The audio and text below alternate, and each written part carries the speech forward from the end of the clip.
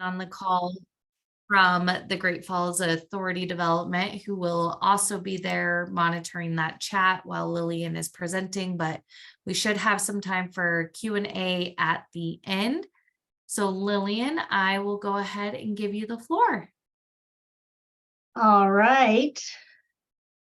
Let me go ahead and share my screen with you.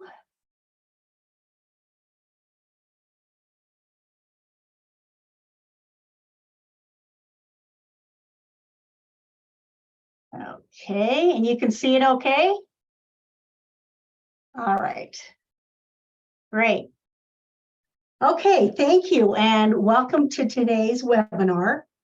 If you have any questions, you can put them in the chat and I will answer them at the end.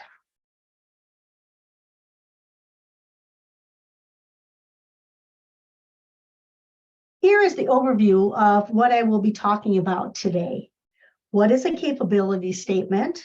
Core principles and 5 key areas. Role of decision makers. Marketing or elevator pitch. And targeted messaging. So what is a capability statement? It is a one-page document specific to federal government and DoD contracting, communicates a perceived level of corporate experience, trust, and what differentiates you from the competition. It also shows value using measurable numbers, metrics, and percentages. It is designed to convince government buyers that you are high value and low risk, to convince potential teaming partners that you will make them more competitive. A capability statement is the key to showcasing your business and is very valuable with marketing and communication with potential buyers. It shows an agency how you measure up. It can be easy to get all wrapped up in what your capability statement should look like and focus on the wrong thing. You should focus on what it communicates. When you're crafting your capability statement, remember that you only have a few seconds to communicate your experience, confidence, and value. If someone isn't intrigued enough by what you say in those 6 seconds, they won't read any further. You can create a capability statement that communicates your experience, confidence, and value, while also differentiating yourself from other contractors. But there are many capability statements out there that don't do this effectively. They're boring or simply list information rather than communicating value. The ability to connect government sales strategy with business strategy is the key to success. The most successful capability statements are written by people who know their niche market well and understand what value they bring to the table more than anyone else does. There are 5 key areas that should be in your capability statements, and we'll go through each one of these on the next few slides. Core competencies and capabilities, differentiators including facilities and equipment, past performance, corporate data including industry codes, and last but not least, contact information. The first step is to identify who you are talking to and what they need from your product or service. Then focus on answering these questions. Who are my customer? What value do they receive from working with us? Why should they choose us over our competitors? These are short introduction statements relating the company's core competencies to the agency's specific needs, followed by keyword heavy bullet points. This is not everything a firm is able to do, but it's the core expertise of a firm specifically related to the agency this capability statement is written for, its mission and identified opportunities. For example, your firm's core business is excavation, but in addition, you do a little bit of landscaping. If the agency you are reaching out to purchase is excavation services, but has never purchased landscaping services in the past, you don't want to include your landscaping services. No, it is important, very important, to research the agency you are contacting to understand what they actually buy. This will help you tailor your capability statement to that specific agency.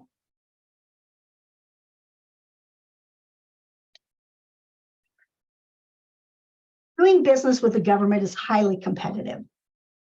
Contractors have the burden of dealing with this competitive market and rising above the other contractors.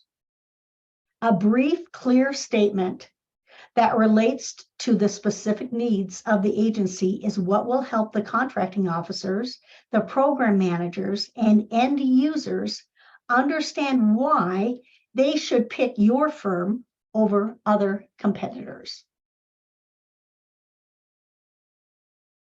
Doing research on the agency and what they buy ahead of time will help tailor your capability statement. Try to put a matrix on your differentiators. How much, how many, how often, how much drywall do you typically put up in a month, for example? Multiply that times 12 for an annual number. How is your company best suited for the needs of this agency? What is it about your services that make you stand out from the rest? What is it about your people that give you the advantage over your competitors? And why are your products better solutions than others that are available? Past performance. Here you would list past customers for whom your business has done similar work. Prioritize starting with related agencies, then other federal agencies, then state, city, county, then commercial contracts. Choose products and projects and services that relate to the target audience. I can't repeat that enough times. If the past projects do not relate to the targeted agency's needs, don't list them. Note, if you do not have past federal work, list a local government experience. If you only have commercial work, then list the most relevant commercial work you've done. Company or corporate data. Under this section, you would include one or two short sentences with a company's description detailing pertinent history and other information. Include the size of your firm, your revenue, the number of employees you have, and the typical geographic area you serve. Have you received any awards, any achievements, successes? And once you've completed it, you keep copies of your capability statement in various forms, because remember that this document should be changing depending on the audience.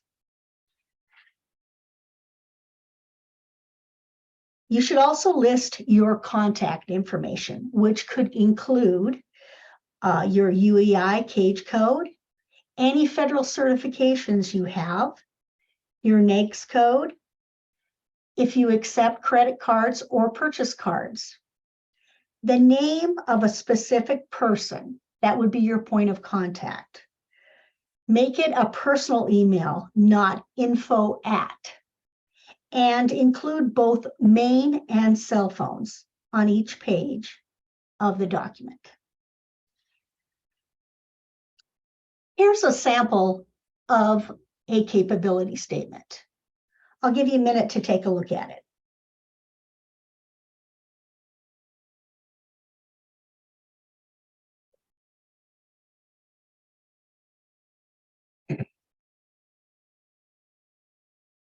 So here you've completed your capability statement. And so now what are you going to do with it?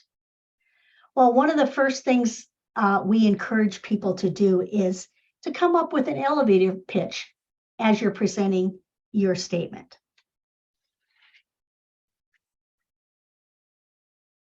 Create a 30-second focused pitch targeted to meet specific buyers' needs. Your pitch needs to come across as confident. You need to tell the buyer who you are and what you do with conviction. When meeting face-to-face or talking on the phone, you may only have a short time to communicate who you are and how your business can be of value to an agency.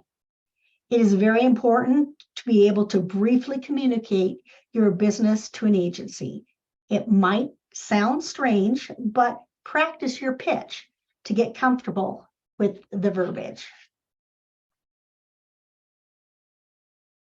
Next, so who are these going to? Well, decision makers within the federal contracting. So who are the decision makers in the federal marketplace? First, they are SBRs, or small business representatives. Their job is to advise small businesses on buying opportunities.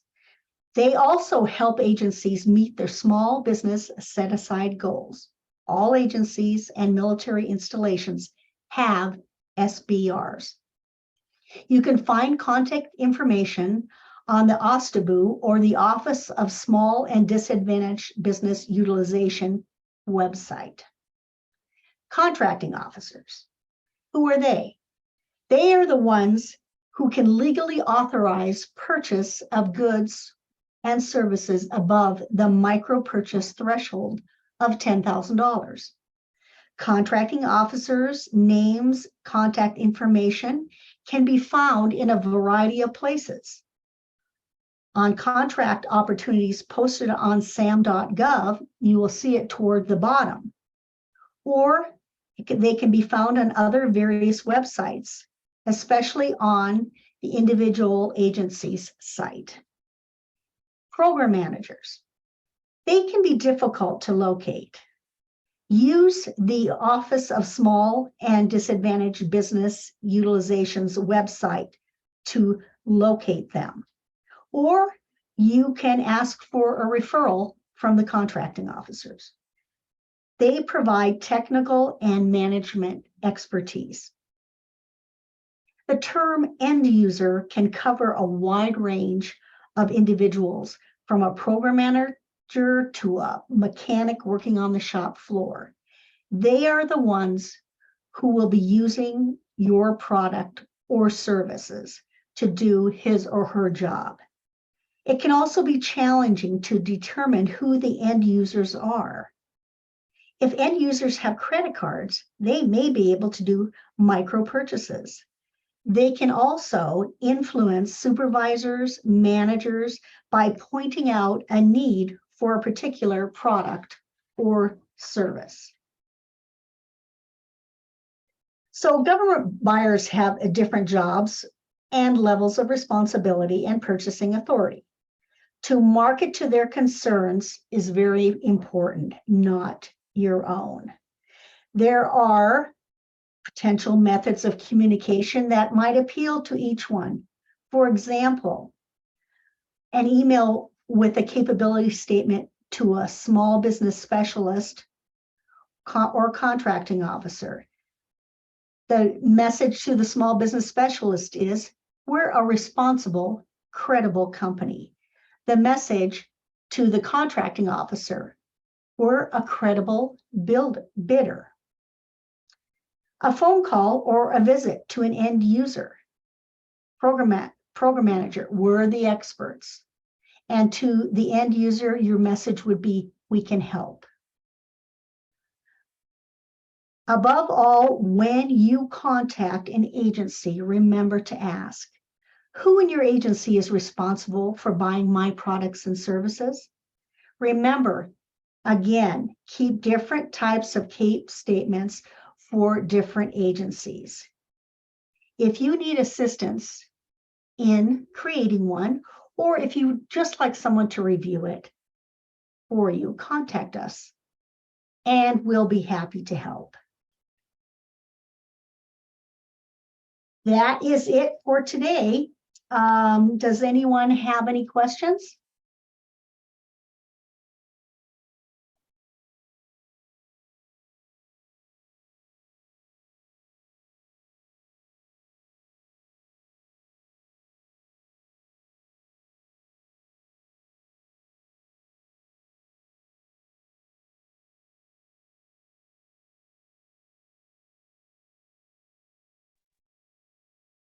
I'm not seeing anything in the chat, Lillian. Okay. Well, thank you, everybody. A copy of the files and or PowerPoint presentation and a recording will be available probably within the next 24 hours. All right. Thank you. Thank you, Lillian.